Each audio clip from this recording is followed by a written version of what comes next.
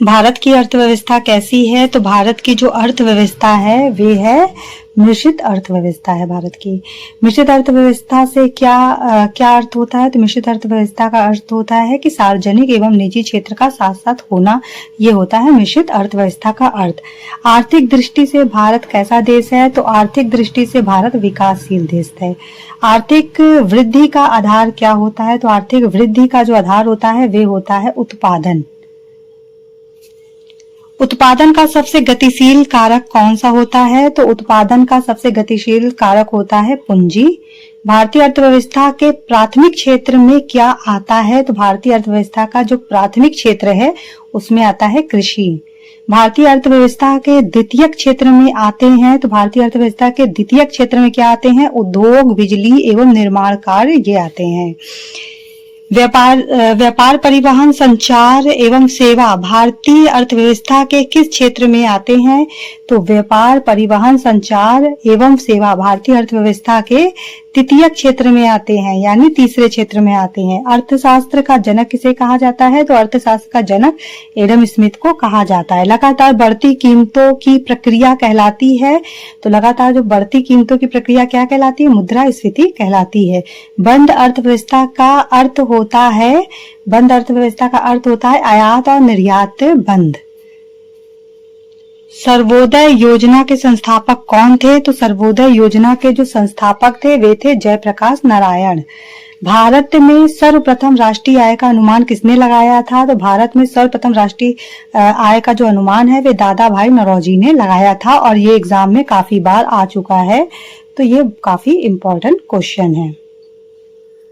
भारतीय अर्थव्यवस्था के उदारीकरण का अग्रदूत किसे कहा जाता है? तो भारतीय अर्थव्यवस्था के उदारीकरण का जो अग्रदूत है वे डॉक्टर मनमोहन सिंह को कहा जाता है। भारत में मुद्रास्फीति की गणना किस आधार पर आधारित है? तो भारत में जो मुद्रास्फीति की गणना है वे थोक मूल्य सूचकांक पर आधारित है। मुद्रास्फीति की गणना।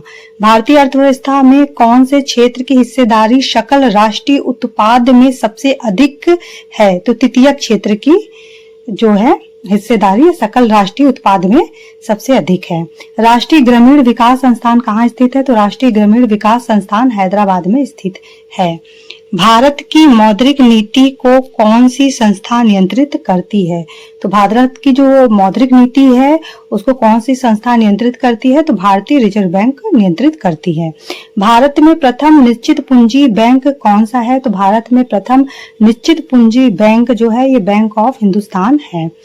वर्ष 1955 में इंपीरियल बैंक का राष्ट्रीयकरण कर किस बैंक की स्थापना की गई? तो स्टेट बैंक ऑफ इंडिया की स्थापना की गई। भारत का पहला बैंक कौन सा है जिसे ISO ने प्रमाणित किया?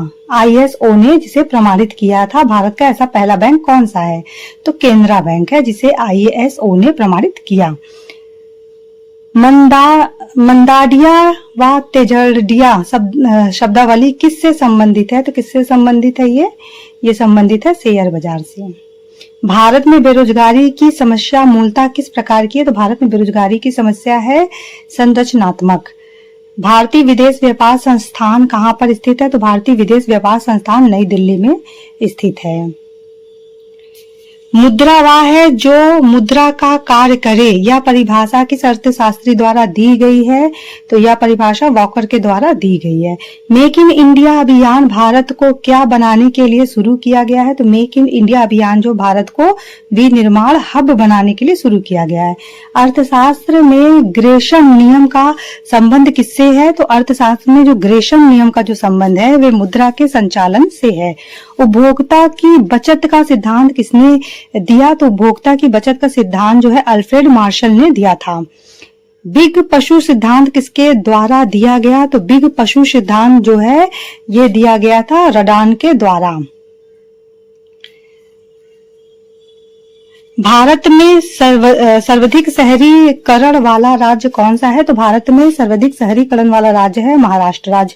भारतीय रिजर्व बैंक का राष्ट्रीयकरण कब हुआ था? तो भारतीय रिजर्व बैंक का राष्ट्रीयकरण हुआ था 1 जनवरी 1949 को हुआ था। कागजी मुद्रा जारी करने का पूर्ण अधिकार किसके पास है? तो कागजी मुद्रा जारी करने का पूर्ण अधिकार रिजर्व बैंक के पास है। भारतीय रिजर्व बैंक का मुख्यालय कहाँ है? तो भारतीय रिजर्व बैंक का मुख्यालय है मुंबई में। 1 रुपए का नोट कौन जारी करता है? तो 1 रुपए का नोट जो है वित्त मंत्रालय जारी करता है। राष्ट्रीय विकास परिषद का गठन कब हुआ? तो राष्ट्रीय विकास परिषद का गठन हुआ था 1952 में। योजना आयोग का गठन कब हुआ? योजना आयोग का गठन हुआ था 1950 में।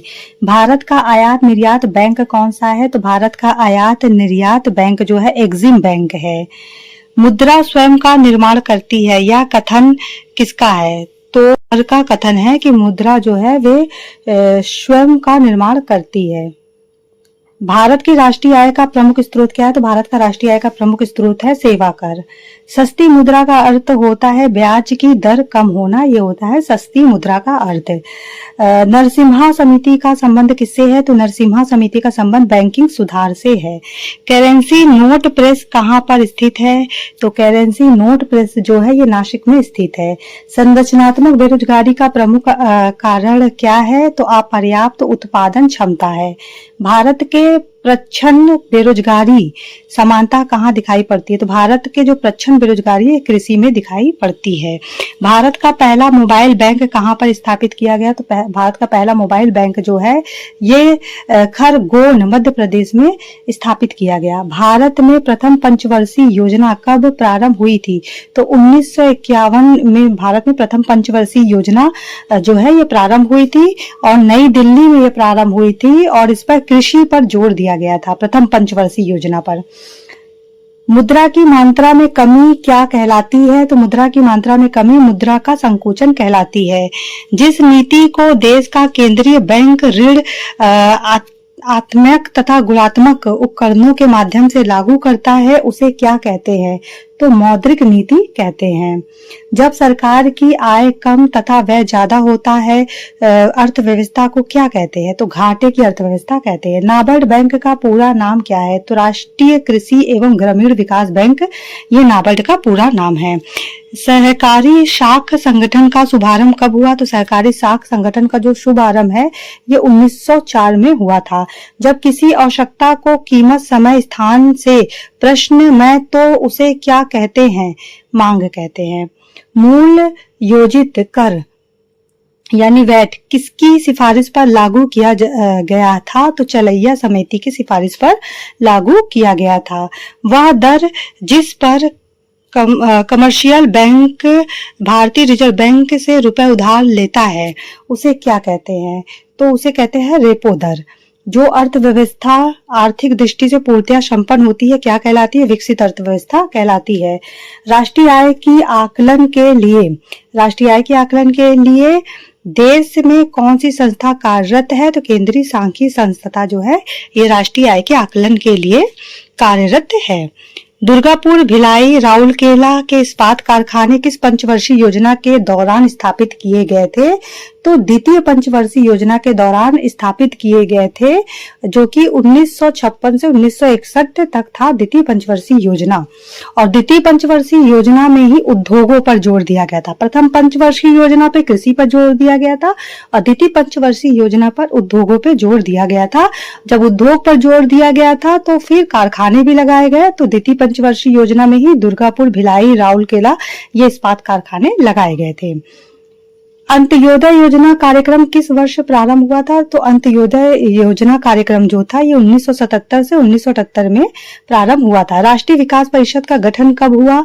तो राष्ट्रीय विकास परिषद का गठन हुआ था 6 अगस्त 1952 को। सेबी की स्थापना कब हुई? तो सेबी की स्थापना हुई थी 12 अप्रैल 1988 को हुई थी सेबी की स्थापना। प्रथम चरण में कितने बैंक का राष्ट्रीयकरण किया गया था? तो प्रथम चरण में 14 बैंकों का राष्ट्रीयकरण किया गया था। भारतीय जीवन बीमा निगम यानी LIC की स्थापना कब हुई? तो LIC की स्थापना सितंबर 1956 में हुई थी। देश में कितनी टकसाल कार्यरत है? तो देश में 4 टकसाल कार्यरत है। केंद्र राज्य संबंधों से संबंधित समिति का नाम क्या है? तो केंद्र राज्य संबंधों से संबंधित समिति का नाम है सरकारिया समिति। विमुद्रीकरण क्या होता है? तो विमुद्रीकरण जो होता है पुरानी मुद्रा की जगह नई मुद्रा जारी करना, ये विमुद्रीकरण होता है। भारत का सबसे पुराना स्टॉक एक्सचेंज कौन सा है? तो मुंबई स्टॉक एक्सचेंज, जो कि 1986 से 87 तक था। ये भारत का सबसे पुराना स्टॉक एक्सचेंज है। श्वेत पत्र किसे कहते हैं? तो श्वेत पत्र किसे कहते हैं? राष्ट्रीय लेखा सांख्यिकी को श्वेत पत्र कहते हैं। ऑपरेशन फ्लड किससे संबंधित है? ऑपरेशन फ्लड जो है दुग्ध उत्पादन से संबंधित है। विश्व बैंक की उदाहरण प्रदान करने वाली खिड़की किसे कहा जाता है? तो किसे कहा जाता है? राष्ट्रीय विकास संघ को कहा जाता है। बैकवॉश प्रभाव शब्द का प्रयोग सर्वप्रथम किसने किया था? तो गुन्नार मीडल ने किया था। भारत में वित्त आयोग के गठन का प्रावधान संविधान के किस अनुच्छेद में है? तो अनुच्छेद 280 में है। निक्की क्या है? निक्की क्या है? तो टोक्यो स्टॉक एक्सचेंज का शेयर मूल्य सूचकांक है निक्की।